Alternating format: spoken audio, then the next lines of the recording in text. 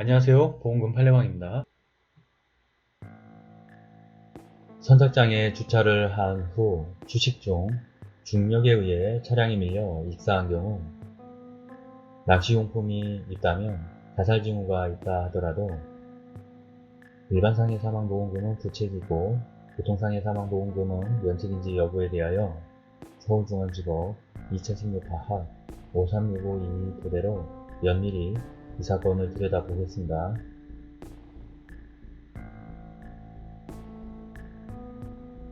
우선 기초사실에 의하면 피보험자 망인은 2001년, 2015년 각 일반상해 사망보험 및 교통상해 사망보험을 가입하였습니다. 그런데 2015년 10월 24일 소양강에서 익사한 채 발견되었습니다. 재판부의 판단.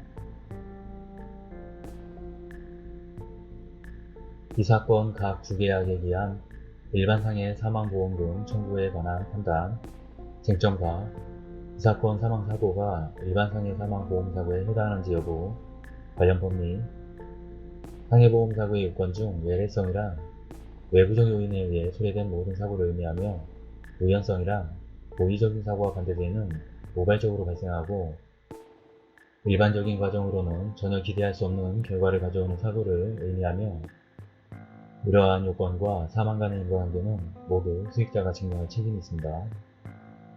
판단. 망인은 사망 직전 원고에게 물에 빠졌다라는 말을 하였고 원고는 바로 소방서와 경찰서에 신고를 하였으며 인제경찰서 직원은 소양강 상류에서 차량을 발견하였습니다. 선착장은 내리막길로 되어 있고 차량 열쇠가 꽂혀 온 위치로 돌아가 있었고 사이드 브레이크는 풀린 채 기어는 중지 상태였고 교과서의 감식 결과는 외력에 의한 사고로 볼 수 없고 그렇다고 내부적 요인에 의해 사망하였다고 볼 수는 없다고 판별하였습니다. 이러한 사정을 고려하면 망인은 이 사건 차량을 이 사건 사망사고 발생 지점 근처 내리막길에 정차한 후 이 사건 차량 뒷좌석에 탑승하고 있다가 중력에 의하여 차량이 내리막길로 굴러가 강속에 빠졌다고 보니 상당합니다. 그러므로 망인이 사망이라는 결과를 이미 목적하거나 예견하고 이 사건 사망사고를 유발하였다고 보기 어려우므로 결국 이 사건 사망사고로 인한 망인의 사망은 이 사건 각 주계약에서 정한 보험사고인 급격하고도 우연한 의뢰의 사고에 해당합니다. 쟁점나 면책 사유가 있는지 여부.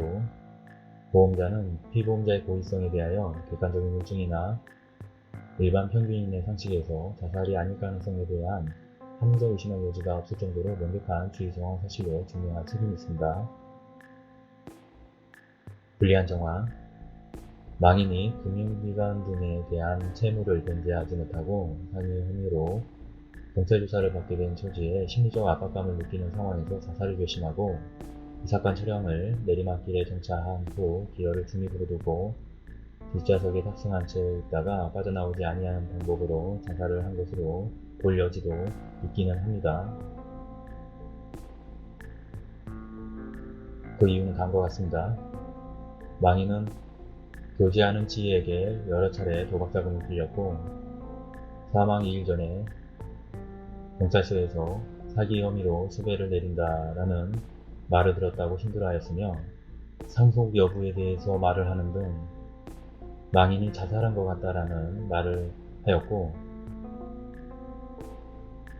실제로 은행으로부터 사기 혐의로 고소당했고 사망 4일 전 경찰로부터 수정 요구를 받은 상태였습니다. 또한 망인은 원고에게 전화를 하여 물속에 빠졌다라는 말을 하였을 뿐 직접 소방서나 경찰서에 전화를 하지 않았습니다. 발견 당시 외상이 없는 몸 상태는 깨끗한 상태였고 교과서의 감식 결과 브레이크에 문제가 있을 만한 흔적은 발견되지 않았습니다. 유리한 정황. 자살한 것 같다는 지희의 진술은 추측에 불과하고 망인은 자살을 계획하는 유서나 기타 신변을 정리한 정황이 없으며 망인이 직접 자살을 실행하는 모습을 목격한 사람과 이를 촬영하는 CCTV는 없으며 이 사건 차량의 뒷자리에 낚시 세트와 떡밥이 들어있는 아이박스가 발견되었던 바 망인이 낚시를 하기 위해 이 사건 차량을 정차해두고 차량 뒷좌석에서 휴식을 취하다가 잠이 든 사이에 내리막길로 차량이 굴러가 이 사건 사망사고가 발생하였을 가능성을 배제하기 어려운 점. 모든 사정을 종합해보면 위 인정 사실과 피고가 입증한 증거들만으로는 이 사건 사망사고가 망인의 자살행위로 인한 것이라는 점을 일반 평균인의 시각에서 합리적 의심할 여지가 완전히 배제될 정도로 입증되었다고 보기는 어렵고 달리 이를 인정할 증거도 없습니다. 따라서 피고는 원고에게 상해사망보험금을 지급할 책임이 있고 이 사건 각 특약에 기한 교통사망보험금 청구에 관한 판단, 쟁점파, 이 사건 사망사고가 교통상해 사망 보험사고에 해당하는지 여부, 쟁점은 이 사건 차량이 운행 중에 상태에 있었는지 여부입니다.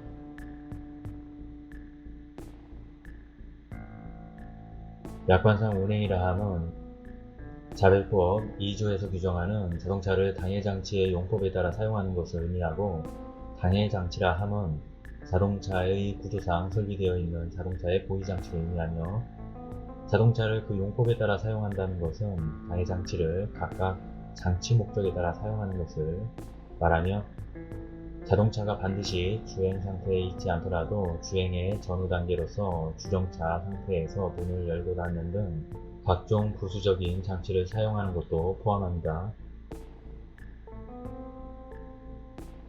하지만 그 사고가 자동차의 운송수단으로서의 본질이나 위험과는 전혀 무관하게 사용되었을 경우까지 자동차의 운행 중의 사고로 보기는 어렵습니다.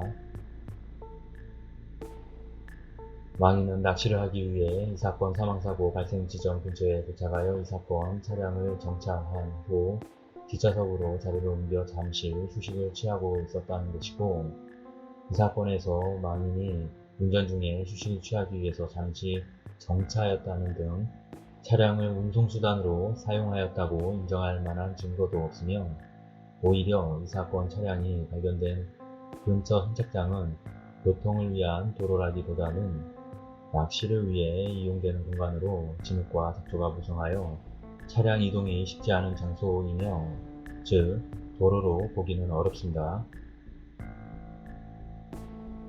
따라서 망인이 운행 중인 차량에 탑승하고 있다가 사망하였다고 보기 어려우므로 피고는 원고에게 교통상해 사망보험금은 지급할 책임이 없습니다.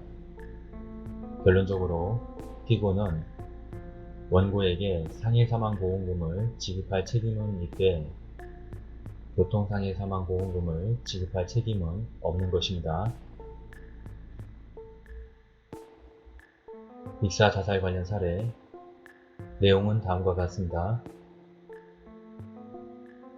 이 평가 상해사고의 원인이 고의인지 불의인지 불명확한 경우 수익자는 엄격한 증명일 필요는 없고 일응의 증명 또는 표현의 증명으로 충분하다고 보아야 하고 이는 판사로 하여금 확실한 신증을 형성케 할 정도에는 이르지 않더라도 대안적인 신증을 형성케 할 정도의 증명이면 충분하며 일응의 증명의 유무에 대한 판단은 수익자가 주장, 입증하는 사고의 경위가 경험칙에 의하여 일반적으로 인정되는 사건의 통상적인 경과에 부합되는가 또는 상해사고를 외형적, 유형적으로 보아 피보험자가 얘기하지 않고 의도하지 아니한 사고로 볼 수 있는가 등을 기준으로 판사가 자유심증에 의하여 종합적으로 판단하여야 하는 것인가 이 경우 수익자로서는 상해사고의 외형이나 유형상 그것이 피보험자의 과실 또는 제3자의 고의 또는 과실 또는